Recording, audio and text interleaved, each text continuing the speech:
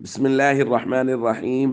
عن أبي سعيد رضي الله تعالى عنه قال قال رسول الله صلى الله تعالى عليه وسلم: كيف أنعم وصاحب القرن قد التقم القرن واستمع الإذن متى يؤمر بالنفخ فينفخ. رواہ ترمذی۔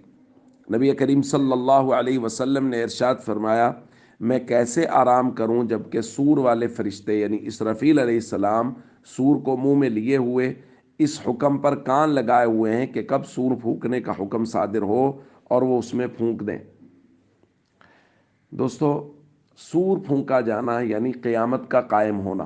اسرافیل علیہ السلام کی ڈیوٹی ہی یہ ہے کہ انہوں نے یہ کام کرنا ہے، سور پھونکنا ہے۔ جب سور پھونکا جائے گا تو ساری دنیا کے لوگ اس سور کی آواز کی وجہ سے وہ سب مر جائیں گے۔ نبی کریم صلی اللہ علیہ وسلم نے فرمایا قیامت کا منظر یہ ہوگا کہ لوگ اپنے کاروبار میں اپنے کاموں میں مصروف ہوں گے۔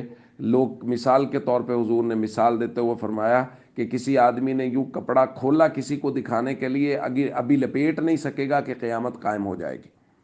تو قیامت قائم ہونے کی ابتدا سور پھونکنے سے ہوگی۔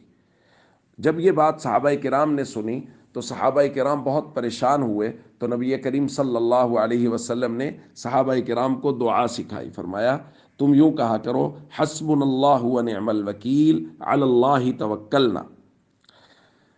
تو دوستو، ہم سب کو آخرت کی، قبر اور قیامت کی تیاری کرنی چاہیے۔ اور آپ اس حدیث میں غور کریں کہ نبی کریم صلی اللہ علیہ وسلم فرما رہے ہیں کہ میں کیسے آرام کر سکتا ہوں، حالانکہ میں دیکھ رہا ہوں کہ سور والا فرشتہ وہ سور پھونکنے ہی والا ہے۔ تو حضور علیہ الصلوۃ والسلام کی مبارک زندگی کو دیکھیں تو حضور نے آرام کیا بھی نہیں، یعنی رات بھر اس قدر قیام کرتے کہ پاؤں مبارک متورم ہو جاتے۔ یہ کیفیت تھی نبی کریم صلی اللہ علیہ وسلم کی۔ اور ہماری کیفیت کیا ہے؟ یعنی حضور تو اس قدر عبادات میں مصروف ہیں اور آرام نہیں کر رہے، اور عبادات کی پوری پابندی۔ آرام نہ کرنے کا مطلب کہ عبادت کے وقت آرام نہیں کر رہے۔ اور ہماری کیفیت یہ ہے کہ ہم فرائض اور ارکان اسلام سے بھی غافل ہیں، ہم امتی نبی کریم صلی اللہ علیہ وسلم کے طریقوں سے غافل ہیں، حضور علیہ الصلوۃ والسلام کی مبارک زندگی سے ہٹے ہوئے۔ تو ہم سب کو چاہیے ہم اللہ کے نبی صلی اللہ علیہ وسلم کی مبارک زندگی کے مطابق اعمال کریں اور فرائض و ارکان اسلام کی بھرپور پابندی کریں۔